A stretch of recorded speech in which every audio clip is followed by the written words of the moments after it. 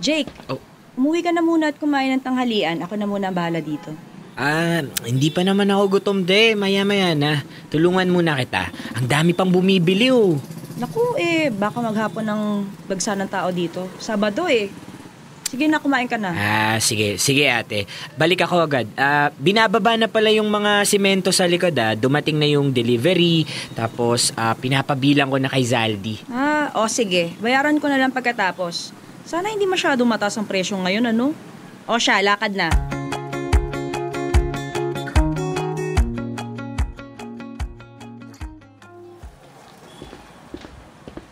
Jake, ang bilis mo naman. Nakabalik ka agad dito. Okay lang, ate. Nakapagpahinga naman ako saglit, Siya nga pala. Dumaan si Bianca dito. Hinahanap ka.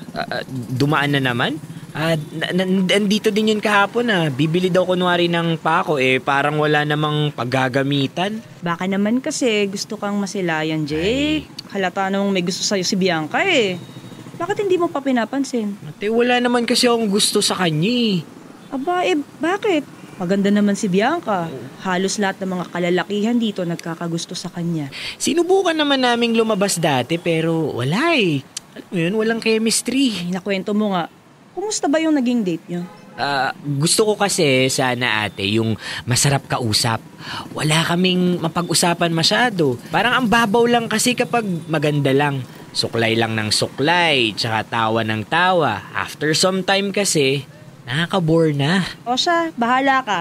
Saka bata ka pa naman Siguradong madami ka pa makikilala dyan.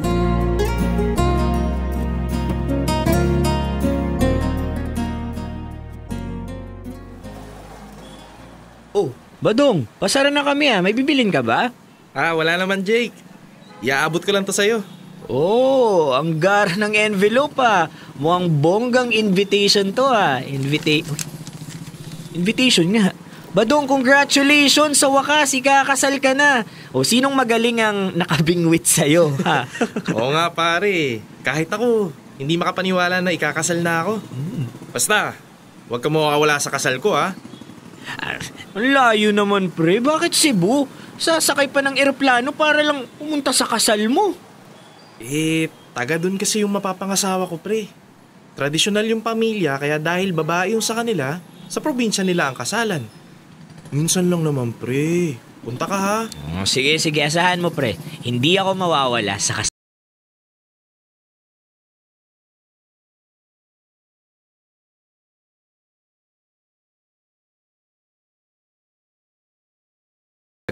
Overnight yun Ano ka ba, Jake? Okay lang yun. Kayang-kaya ko itong hardware para sa isang araw lang Maaga kang magsasara, ate, Oo, huwag ka nga masyado mag-alala. Mag-enjoy ka naman paminsan-minsan. Hindi ka nga lumalabas Mabuti pa, ihanda mo na yung mga dadalhin mong gamit. Konti lang naman yun, te. Isang gabi lang ako doon. Nahihiya lang ako kay Badong Siya yung unang-unang ikakasal sa mga kababata ko. Ikaw, kailan susunod? Oo, bakit napunta na naman sa akin? Si ate talaga,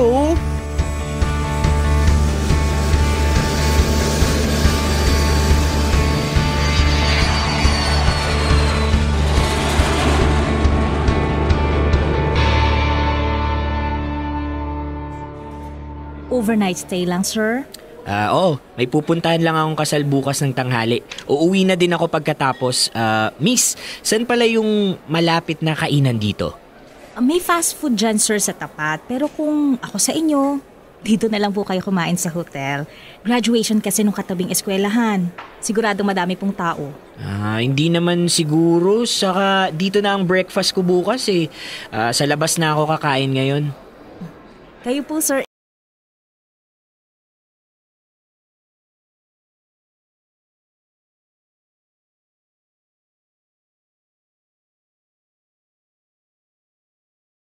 No? Ang daming ang tao.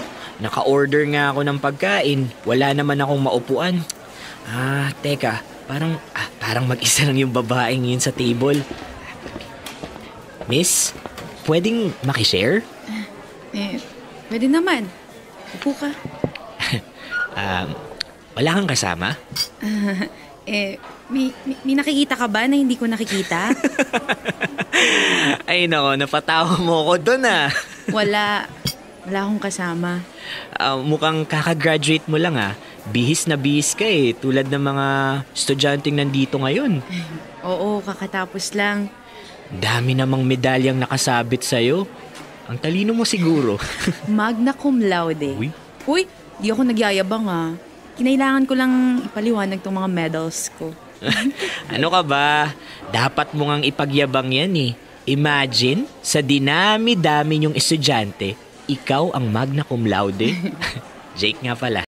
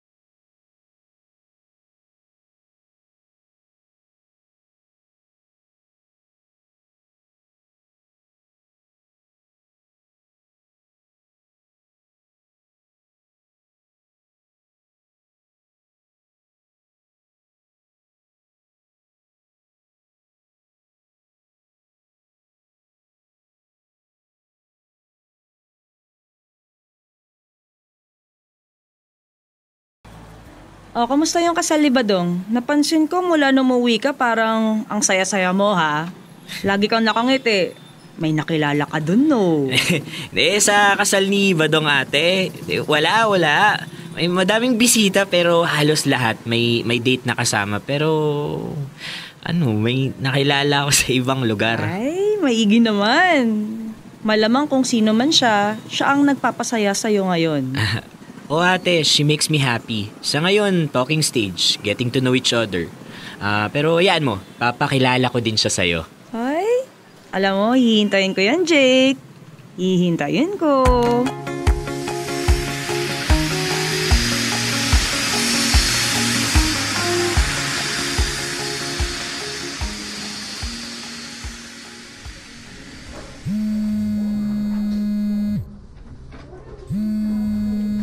Hello? Jake? Hi, Rosalie. Kumusta ka? Ayos naman. Medyo busy lang. Daming trabaho dito sa bangko Teka nga muna. Nandito ka na naman ba sa Cebu? Oo. Jake, kakagaling mo lang dito last week.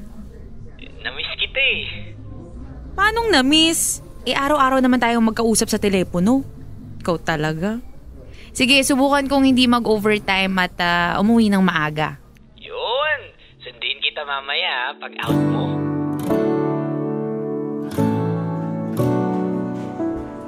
Rosalie, ilang buwan na rin akong pabalik-balik dito sa Cebu Oo nga Bakit ba kasi balik ka ng balik? Ito naman, para namang hindi alam na siyang binabalik-balikan ko. Ay, Jake. Alam mo namang wala pa sa isip ko yung pagbo-boyfriend. Priority ko family ko Alam ko naman. Hindi ko naman sinasabi na pabayaan mo sila. Anong sinasabi mo? Baka naman pwedeng tayo na. Sagutin mo na ako.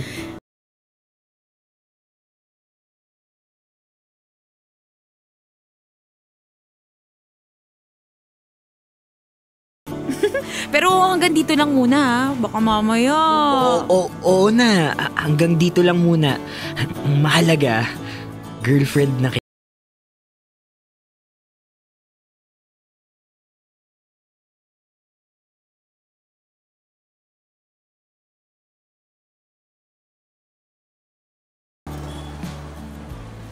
Hi, Rosalie!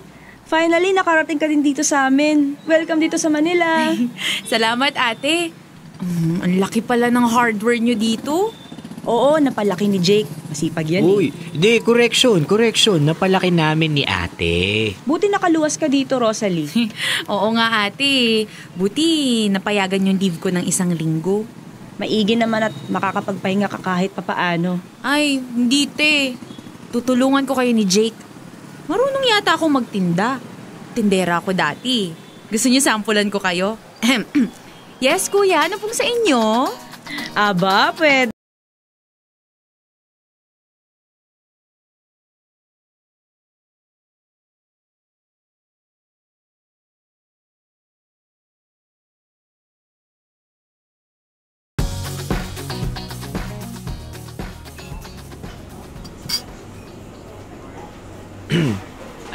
Rosalie, pwede na ba? Pwede na bang ano? Pwede na ba tayong magpakasal? Jake, nag-aaral pa yung bunso namin. May obligasyon pa ako. Alam ko naman yun. Pagtutulungan natin hanggang makatapos. Talaga? Jake, ako lang inaasahan sa amin ha. Alam ko. Tutulungan kita. Basta payag ka na ha. Payag ka na. Papakasal tayo next year.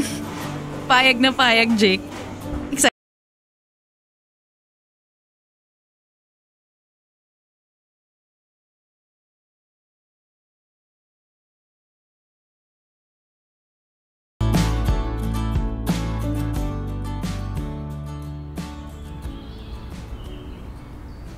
Rosalie, ilang buwan na lang kasal na natin. Naisip mo na ba kung saan tayo titira? Dito sa Cebu. Nandito yung trabaho ko, Jake. Oo nga, pero nandun sa Maynila yung negosyo ko. Baka dapat mag-resign ka na dyan sa bangko at sumama sa akin sa Maynila. Tulungan mo na lang ako na mag-manage ng negosyo. Hindi ko alam, Jake. Nalilito ako pero susundin kita bilang ikaw ang magiging padre de pamilya. Salamat sa pagtitiwala mo, Rosalie. I really feel this is the better option. Sana nga, Jake. Sana.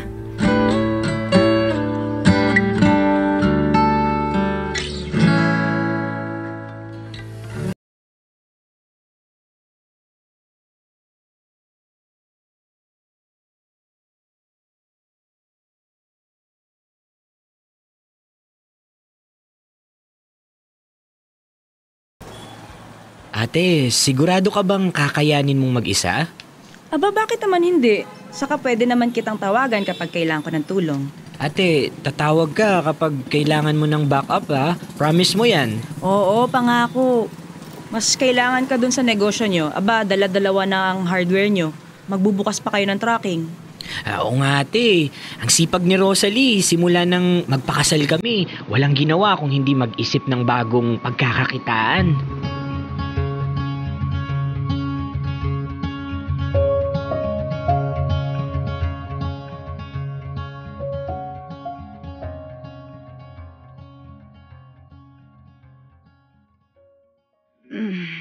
Oh, dumating ka na pala. Kumain ka na? Ipaghahain kita. Oo, huwag ka nang bumangon sa pagkakahiga mo. Kumain na kami ni ate. Kumusta si ate? Okay naman. Ikaw, kumusta ka today? Malikot ba si baby dyan sa tiyan mo? Hindi naman masyado. Alam mo, Rosalie, ang swerte ko talaga sa'yo. Bolero. Tingin ko talaga dahil sa'yo kaya lumalago itong mga negosyo natin. Dahil sa magiging anak natin, Jake. Inspired kasi tayong palakihin pa ang kabuhayan natin para sa kinabukasan niya.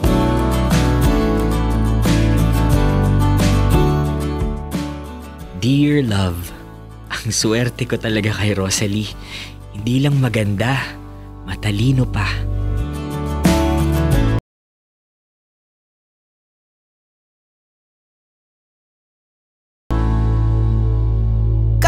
Kailangan pa bang i-memorize yan?